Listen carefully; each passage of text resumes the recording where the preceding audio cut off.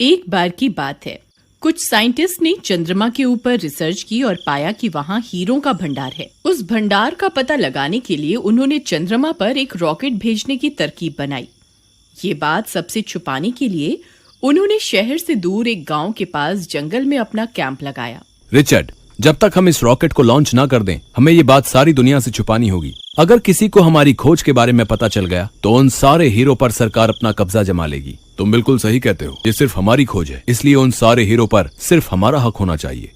तुम फिक्र मत करो, हम शहर से बहुत दूर हैं। यहाँ पास में सिर्फ एक छोटा सा गाँव है और वहाँ के लोग बहुत नासमझ हैं। उन्हें कभी हमारी तरकीब के बारे में पता नहीं चलने वाला। फिर एक दिन उसी गांव में रहने वाला लल्लन किसी काम से शहर जा रहा होता है। तभी उसकी नजर उन साइंटिस्ट के कैंप पर पड़ती है। अरे ई का है? ई कौन लोग हैं? आखिर ये सब यहाँ क्या चल रहा है? आज से पहले तो कभी ऐसा नहीं देखा। मुझे पता लगाना होगा। फिर लल्लन चुपके से कैंप के पास जाता है और कैंप में झांक कर देखता है। वहाँ दो साइंटिस्ट आपस में बातें कर रहे होते हैं।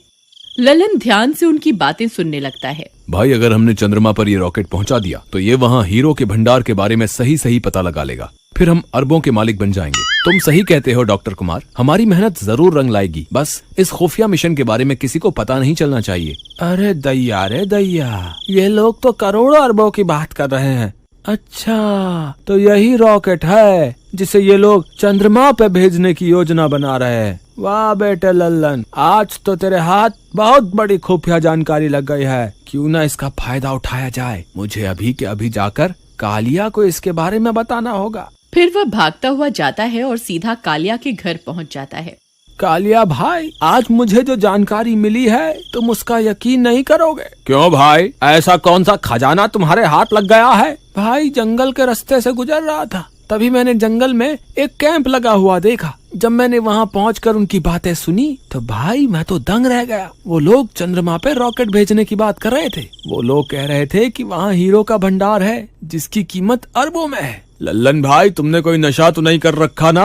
आज ये कैसी बहकी बातें कर रहे हो? भाई, मुझे पहले ही पता था तुम मेरी बात पे विश्वास नहीं करोगे। एक काम करो, तुम खुद मेरे साथ चल कर देख लो कि आखिर वहाँ चल क्या रहा है। फिर लल्लन और कालिया फिर से जंगल में बने खुफिया कैंप के पास पहुंच जाते हैं। देख भाई कालिया, अब तो विश्वास हो गया तुम्हें। ये वही कैंप है जहाँ वो साइंटिस्ट रहते हैं, और वो देखो, ये वही रॉकेट है जिसे ये लोग चांद पर भेजने के चक्कर में है। चलो मेरे साथ, चलो, मैं तुम्हें इनकी बातें सुनाता हूँ। हम अब और इंतजार नहीं कर सकते। आज रात को ही इस रॉकेट को चंद्रमा पर भेजना होगा। अगर हमने और इंतजार किया तो हो सकता है हमारी हीरो की खोज के बारे में सबको पता चल जाए। हमारा अरबों का नुकसान हो जाएगा। कालिया ये सारी बातें सुनकर दंग रह जाता है। क्यों भाई कालिया, अब तो तुमने अपने कानों से सुन लिया ना, ये लोग क्या करने वाले हैं? लल्लन भाई, वो लोग तो अरबों के हीरो की बात कर रहे हैं। हाँ भाई, यही सही मौका है जिंदगी में कुछ कर दिखाने का। तुम कहना क्या चाहते हो भाई? क्या ये बात हम सरकार को जाके बता दें? अरे नहीं नहीं मूर्ख, सारे किए कराए पे पानी फेरना चाहता है क्या? मेरे पास एक तरकीब है। क्यों ना हम चुपके से उस रॉकेट में जाकर बैठ जाए, जिससे हम भी रॉकेट के साथ साथ चांद पर पहुंच जाएंगे। फिर वहां पहुंचकर सारे हीरो को समेट लेंगे और वापस चुपके से उस रॉकेट में जाकर बैठ जाएंगे और उसी रॉकेट से वापस धरती पे आ जाएंगे। किसी को कुछ पता नहीं चलेगा।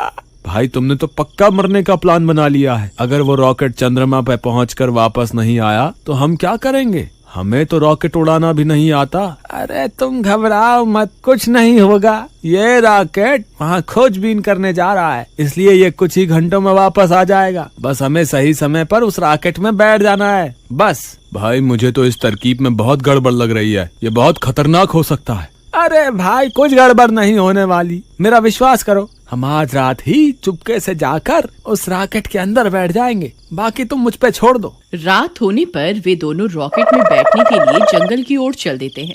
कुछ ही देर में वे लोग वहां पहुंच जाते हैं।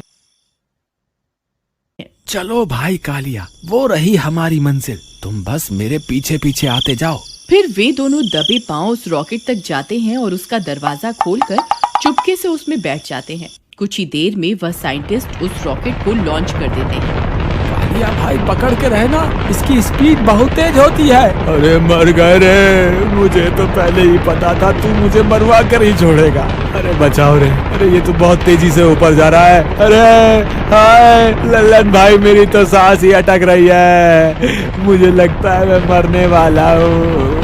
हे भगवान मुझे बचाओ। अरे मर गए रे, अब की बार मैं नहीं बचने वाला। कालिया भाई रोना बंद करो।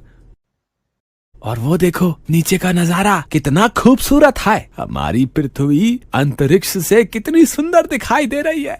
हाँ भाई लल्लन, तुम सही कहते हो।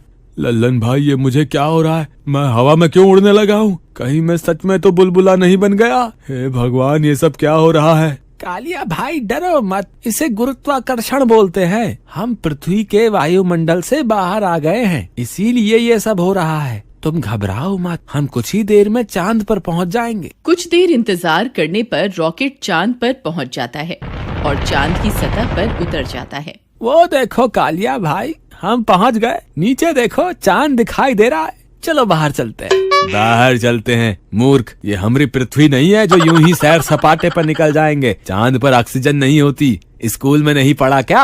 ओहो कालिया भाई, ये तो मैं भूल ही गया था। वो देखो वहाँ 2 हेलमेट पड़े हुए हैं, अगर हम वो पहन लें तो हमें ऑक्सीजन मिल जाएगी। फिर वे दोनों वो हेलमेट पहन लेते हैं और रॉकेट का दरवाजा खोलकर बाहर निकल जाते हैं। अरे वाह वाह कालिया भाई, हमने कर दिखाया, आखिरकार हम चांद पर पहुंच ही गए। अरे लल्लन भाई वो देखो, वो साइंटिस्ट की बात तो सच साबित हुई। वहाँ देखो, वहाँ तो हीरो का भंडार लगा हुआ है। चलो जल्दी से हीरे समेटकर वापस रॉकेट में बैठ जाते हैं। वे दोनों भाग कर जाते हैं और सारे हीरो को एक थैले में भरने लगते हैं। अरे वाह वाह, मैं तो अरबपति बन गया, आज तो मजा ही आ गया। तभी चंद्रमा की मिट्टी में से डरावनी डरावनी आवाजें आने लगती हैं। अरे लल्लन भाई, ये आवाजें तो कुछ जानी पहचानी सी लगती हैं। तभी एक चुड़ैल मिट्टी के ढेर में से बाहर निकल आती है। अरे मर गए रे, ये तो चुड़ैल है, इसने तो चंद्रमा पर भी हमारा पीछा नहीं छोड़ा। अरे मर गए रे, अरे भागो रे भागो, अपनी जान बचा के भागो। अरे कालिया भाई मेरे लिए रुको।